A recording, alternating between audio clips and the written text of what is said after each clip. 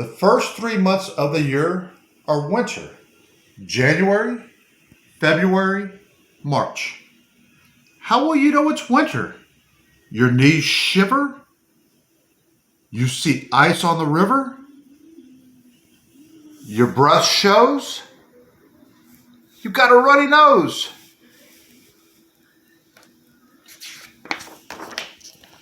You have to wear a scarf and a cap. Great natural bear starts his long winter nap. Good night, little bear. See you next spring. Great natural bear's lair.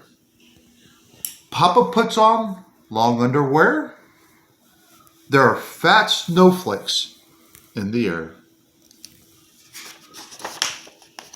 The red in the thermometer starts to fall.